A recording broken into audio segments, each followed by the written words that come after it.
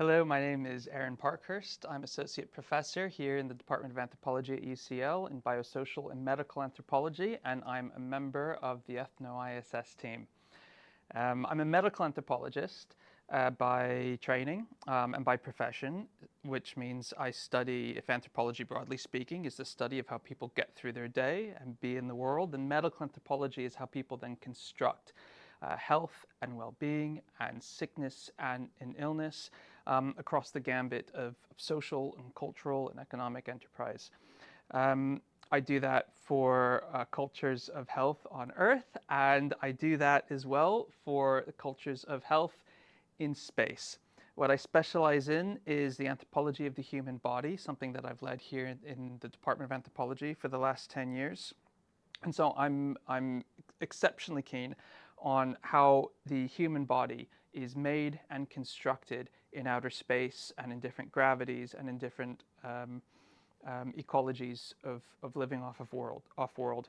I'm interested in how that body is made through life science research, through space medicine, through space living, and through space futures. But it's not just about how the anthropology of the body is made and the human body is made in space. It's also about what those lessons of looking at the human body in such extreme environments under such radically different conditions, what that can teach us about an anthropology of the body, but also about how we might understand well-being and health.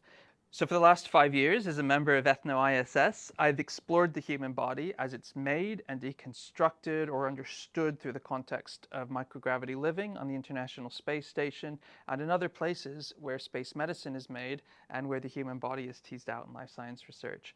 That has included ethnographies of zero-gravity flights, through spacesuit training, through analog space missions on Mars and on the Moon.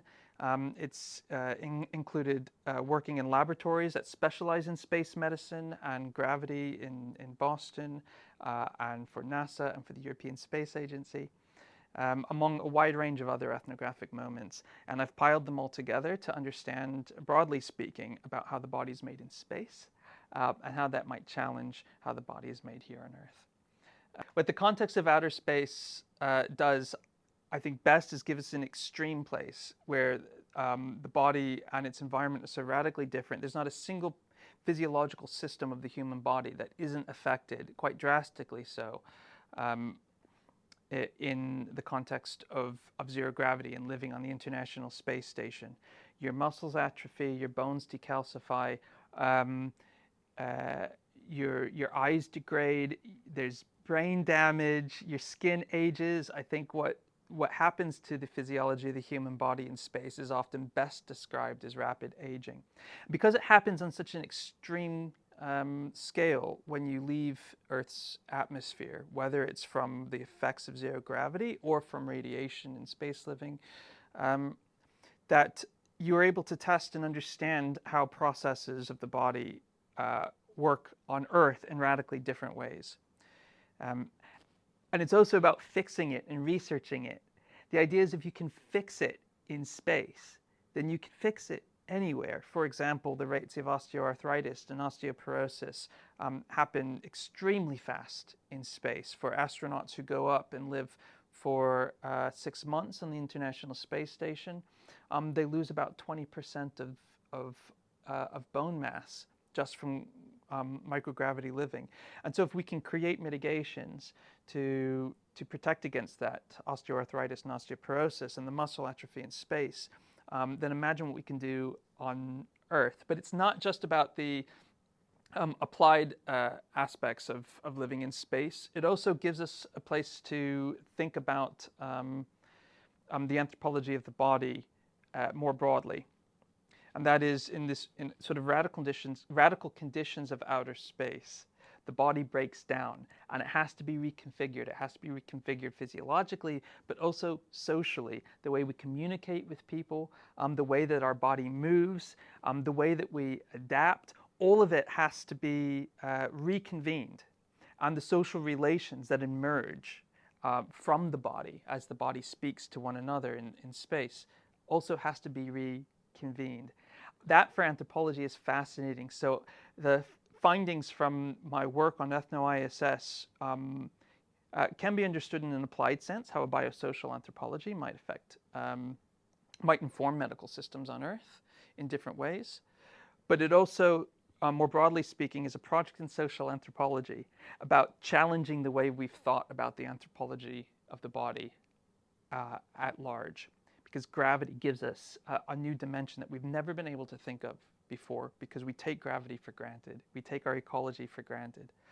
And I think the last aspect of my research is, though it be cliche, one of the things we're interested in anthropologists is not just the way that the human body is able to survive in space. We've learned that we can survive off-world, but it's about thriving and creating those cultures of well-being that allows us to be human in meaningful ways in space that don't currently exist or that are improving.